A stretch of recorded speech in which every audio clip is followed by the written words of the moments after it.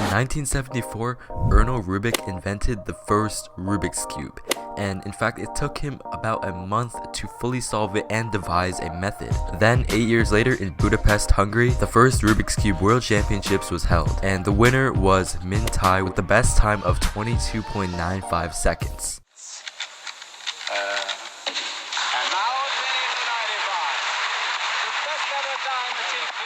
And now over 35 years later, that time has dropped tremendously now to a 3.47 by China's Yu Shengdu.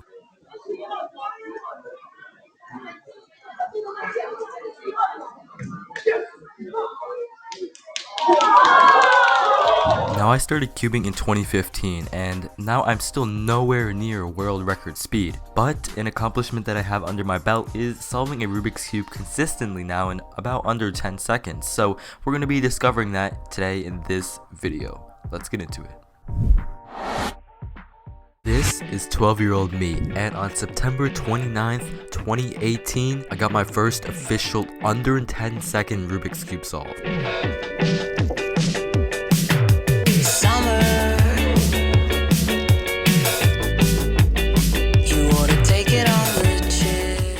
The rest was history.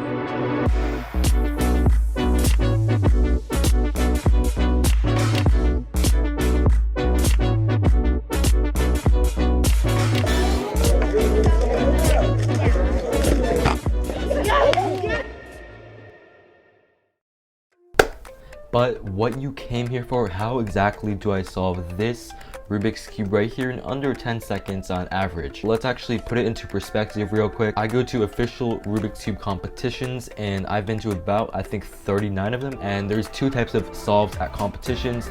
There is a single solve and an average solve. So a single is just obviously one single time, and that time you just saw is a 9.4 seconds, which is my personal best up until that point. I did get another sub 10 after that. Currently, right now, my best single time in competition is 7.76 seconds, and then the average is a average of 5. But what they do at competitions is they take the middle 3, then you average it up, and then you disregard the worst solve and the best solve, which evens it out a bit more to get a better average for your solves. But with that out of the way, there are 3 key factors that I believe that help you solve a Rubik's Cube faster, especially in 10 seconds, and they are 1, turns per second or TPS, 2, Lookahead, and 3, algorithms. Those 3 combined will help you become a better Rubik's Cube solver, and I'll be talking about those later on in the video. But now let me just go over a quick misconception that I think a lot of people get incorrect here, is that you don't need the best cube to be really fast. For example, there's some cubes out there that cost $70. This microphone that I'm currently using right now costs less than $70 just for a Rubik's Cube. Performance difference between a cube like this, which is about $40, is not as different as if it were to be like a $70 cube, for example. I'm saying you don't need the best cube to be the best solver out there. I also have a $9 3x3. It is called the RS3M 2020. It's a great cube. I would recommend it to anybody who ever wants to get into cubing. I'm still able to get 8-second averages on it, and it's just a great overall performing cube. You can still even get sub 10 with a regular old Rubik's brand. So the cube I personally use is this, the Weilong WRM. I got it, I believe, in 2019 in the fall at Ridge Cubing Fall 2019. And what sets it apart from regular Rubik's brand 3x3s that you might have on your shelf is that this cube, it can corner cut really well, meaning that it can go like this. It's a lot smoother. There's magnets inside the cube, which helps out a lot. That's an innovation that came to the cubing scene in about 2016. There's a lot of customizable options on here. We have adjustable tensions. You can turn it to different settings, however you like it to be. And you can buy this cube for about $39 at thecubicle.com, which is this shirt right here. If you see me repping it, that's my favorite Rubik's Cube store. So, you want to buy some Rubik's Cubes, but you don't know where to go. Well, in my opinion, the best store to go to is thecubicle.com. In fact, when you go to checkout, you can use code 5TUFFZ, that's spelled 5TUFFZ, for 5% off your entire order. Pretty cool, huh? But yeah, without further ado, let's get into the first thing that makes me solve a Rubik's Cube in about 10 seconds, and that is turns per second, aka TPS. Oh, and I did forget to mention that the method I currently use is CFOP, and basically what it is you solve a cross. I normally solve it on the white side. Next, you solve F2L, first two layers of the whole entire Rubik's Cube. So it'd be around like this, and then you have OLL, which is next, that stands for the O, which is the top side opposite from the color that I originally solved, so opposite from white would be yellow. And then lastly, I solve the rest of the cube, which is the last layer, which is the permutation of the last layer. That's what PLL stands for in the CFOP.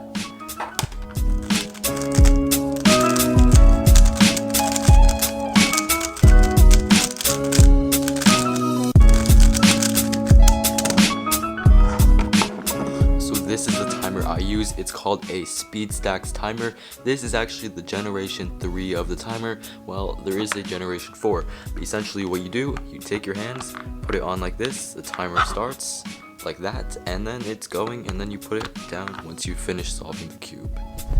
So I think one of the obvious things that a lot of people think about when solving a Rubik's Cube fast, it is that you need to have really quick turning. That's exactly what TPS is. TPS is turns per second. The way you actually calculate it is using this sort of formula here. What you do is you take however many moves it took you to solve the cube. Let's take that solve I did in the beginning of the video, my 9.4 second solve. So I did that in 69 moves. I counted each move. Yes, I did. Then you divide it by the amount of time it took. So divide it by 9.4, and hey Siri, what is 69 divided by 9.4? 7.34. Turns per second is exactly how many turns I did. Why is that a good metric? Well, it's basically just to see how fast you're returning. Sometimes you can get a really high move count and have a really high TPS, but your time is really slow. Or sometimes you could have a really fast solve, but the move count is really low. So it really depends. Somebody who averages like 10 seconds could have the same turns per second speed as somebody who averages 50 seconds. It's just about how efficient you are, and that'll lead on to the other two factors that I think are really important. But TPS is just a metric that we like to use to see how fast you can turn the cube.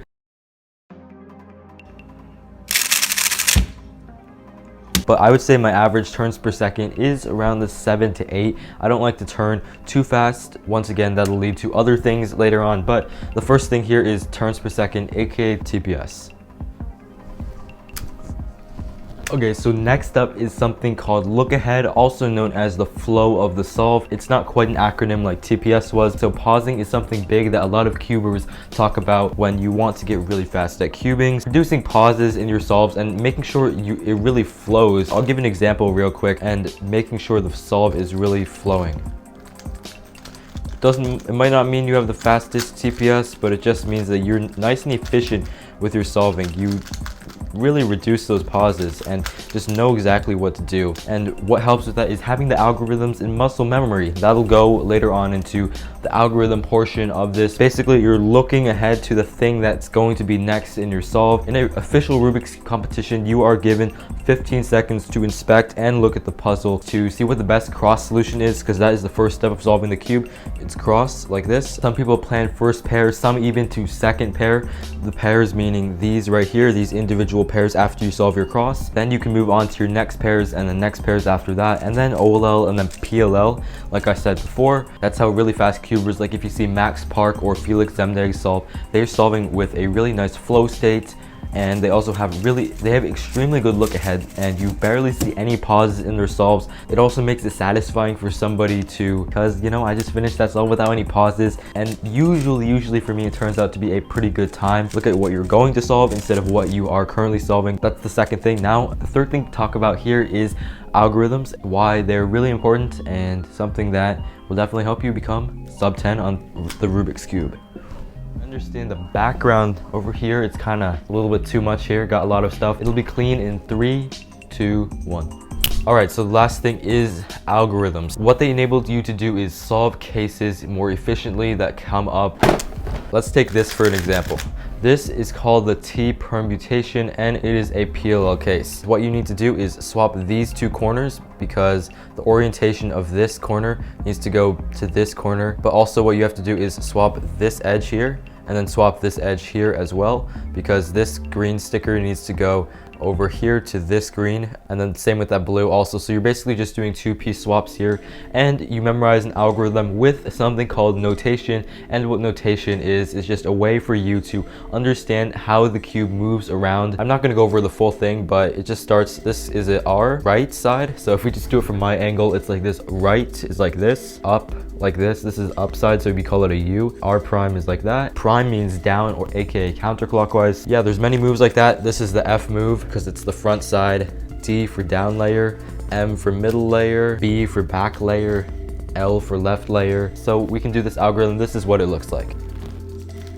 And that solves the whole cube and swaps those two corners and those two edges at the same time. There's many different cases. That was just something called a PLL case. That is one of the steps in the CFOB method. OLL is the top side that you're trying to solve. So it'd be like this yellow side here. OLL, there are about 51 algorithms, I believe, and PLL, there are 21 algorithms, but OLL algorithms are typically a lot shorter. And as for pairing up F2L paired just like this, there's over 100 different cases. There's a theory that I came up with that because there's more cases for F2L, meaning that there are more possible combinations for solving these F2L pairs. There are more cases because earlier on into the cube, and the pieces can be jumbled all over the place more because there's less of the cube solved, while when you get to OLL, there's less than F2L because you have more of the cube solved. You at least have the first two layers, but then when you get to PLL, there's 21 only because you already have this side left and only these stickers here, these here, oh, and then these here can be messed up. So something that is also really important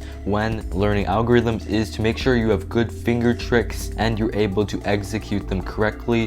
What I mean by finger tricks, I mean that instead of turning the cube in just a way with your whole entire hand, maybe your wrist as well, you can just do it with your fingers instead. It's a more efficient and more effective way of solving the cube. It'll enable you to turn faster. So here's just some examples I'll put on screen of some finger tricks that are a lot better.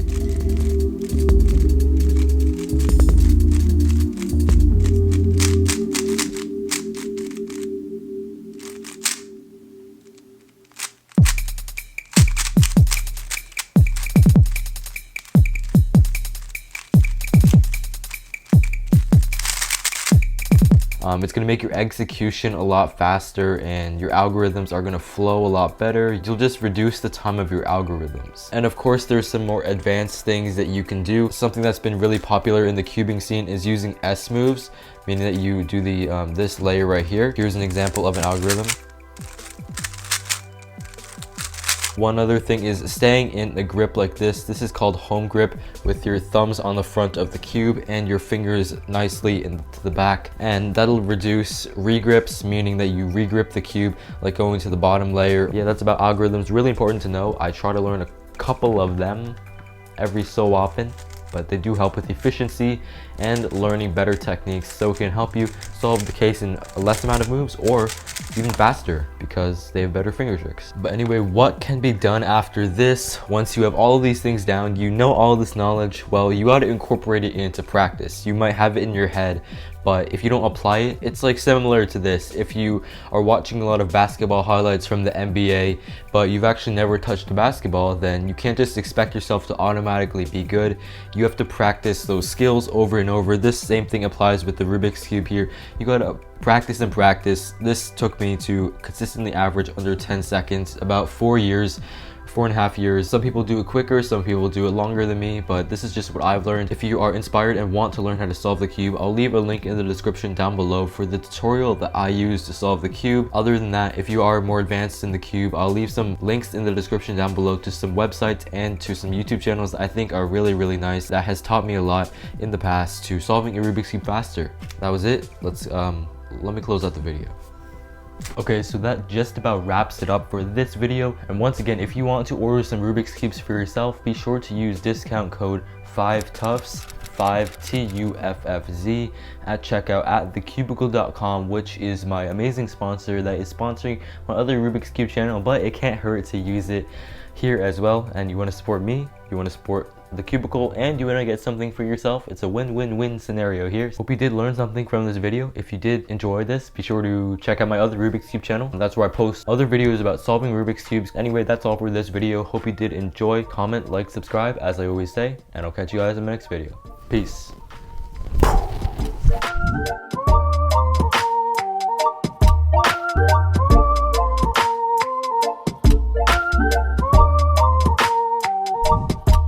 I was stepping on this light the whole time, so it was beneath me to make it look cool like this. You see? Look at this stuff. Yeah, it's a wrap. I gotta go now.